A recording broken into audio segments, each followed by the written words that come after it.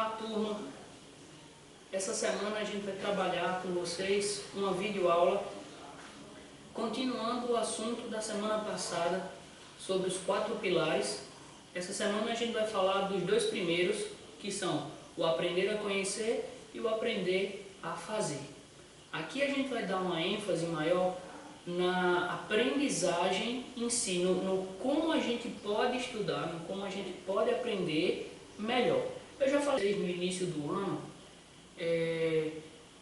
como a gente pode fazer para estudar, para ser estudante. E agora eu vou trazer para vocês uma técnica que ela é utilizada bastante por autodidatas e por pessoas que conseguem aprender muito bem, ou podemos dizer até pessoas bem inteligentes, assim como todos nós somos, mas que conseguem explorar essa inteligência de uma forma muito mais eficiente. Essa técnica ela é inspirada num físico chamado Richard Feynman e ele foi ganhador do Prêmio Nobel em 1965. Eu vou abordar para vocês os 5 passos dos quais ele trata nessa técnica, né, que nada mais é do que você pegar um assunto complexo e transformá-lo em uma coisa simples, explicar para uma pessoa de forma simples. E durante essas etapas, esses 5 passos, eu vou detalhando e mais à frente também apresentarei algumas técnicas de estudo para que fique mais claro ainda o como a gente pode aprender melhor sobre qualquer coisa que a gente queira. Como eu falei no início, a técnica Feynman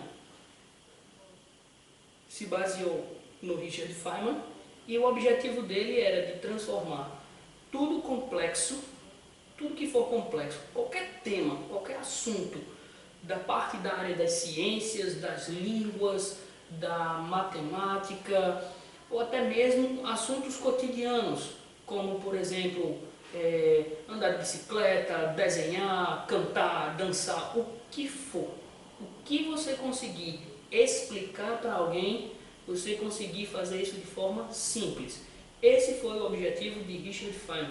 Então, a explicação que ele buscava sempre era simples, pegar um assunto complexo e transformá-lo em uma coisa simples.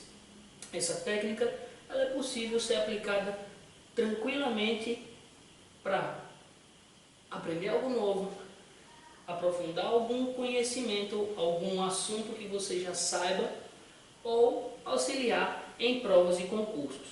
Lembrando que para essa técnica ser útil e auxiliar as pessoas em fazer provas e provas de concurso, provas de vestibulares, é preciso que a pessoa que está utilizando a técnica ela entenda o assunto antes. Não queira que essa técnica seja a solução para todos os seus problemas. Se você não vem estudando, se você já não tem um mínimo de conhecimento sobre o assunto, não é essa técnica que vai fazer milagres. Ela é dividida em 5 etapas, como eu havia falado, e é o que a gente vai ver a partir de agora.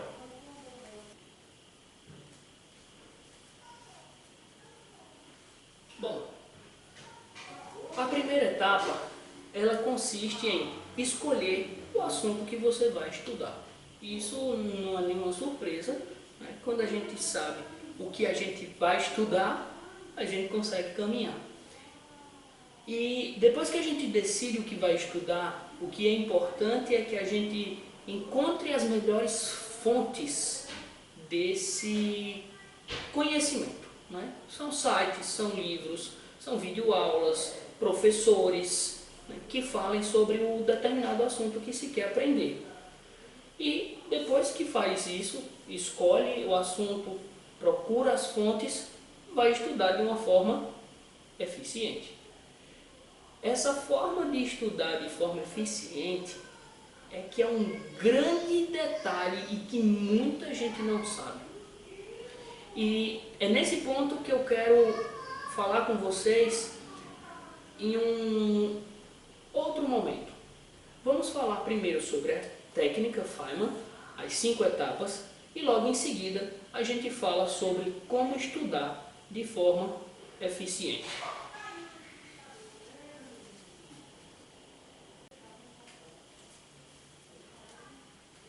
A etapa 2 é a etapa de escrever.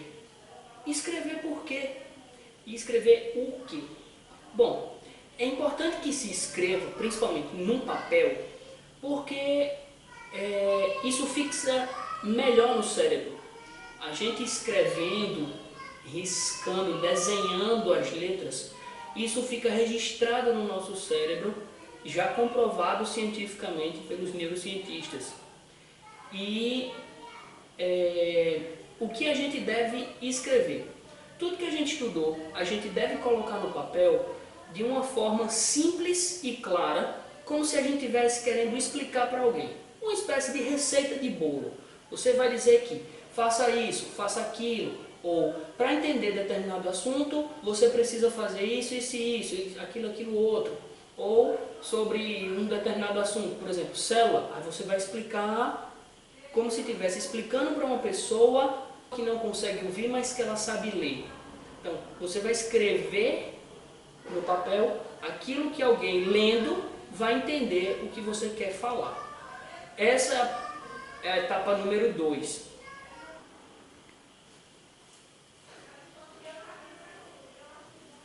A etapa número 3, ela fala sobre o falar. Falar alto. Como assim? Depois que a gente estuda determinado assunto, para que isso fixe melhor na nossa mente, a gente precisa falar alto, explicar para alguém ou não. Pode ser para você mesmo, você falando no espelho, falando para algum bichinho de pelúcia seu, ou do seu irmão, da sua irmã, não importa, até mesmo para os seus livros, sua mochila, para a cadeira, para o que você quiser. O importante é que você explique o assunto que você estudou em voz alta. Porque além de escrever, você falando, você consegue colocar na sua mente de mais uma outra forma e isso vai ficar mais fácil de você acessar num futuro próximo ou quando houver necessidade daquele determinado assunto.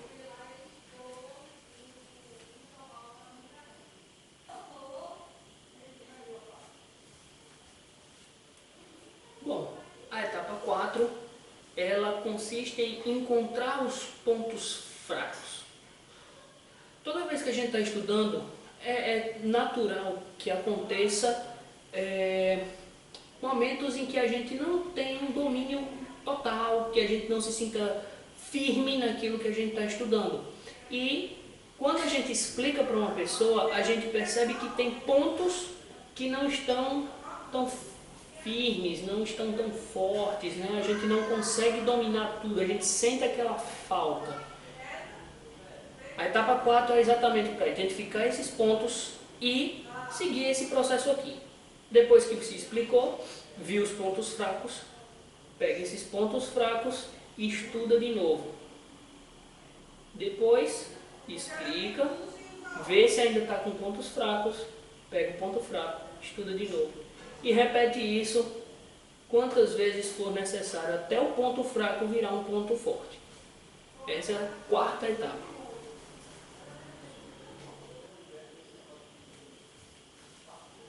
A última etapa, a etapa 5, ela fala sobre a simplificação.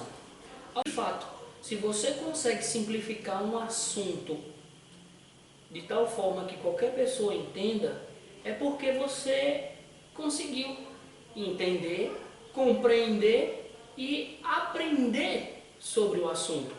Então, a parte da simplificação é importante por causa disso. Significa que quando a gente consegue, quando a gente domina um determinado assunto, a gente está mestre naquilo que faz. Então, uma forma de fazer isso, simplificando, uma forma de simplificar, é trazer as analogias gráficas. E o que é uma analogia? Analogia significa fazer uma comparação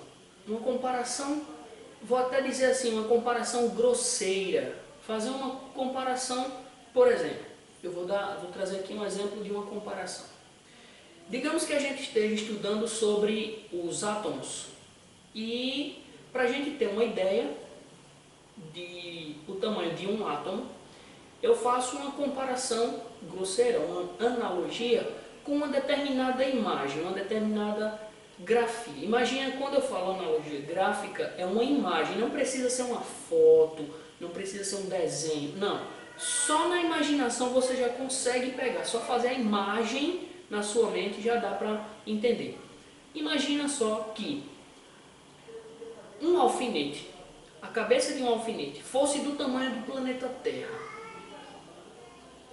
Qual era o tamanho do átomo se o alfinete tivesse o tamanho do planeta Terra?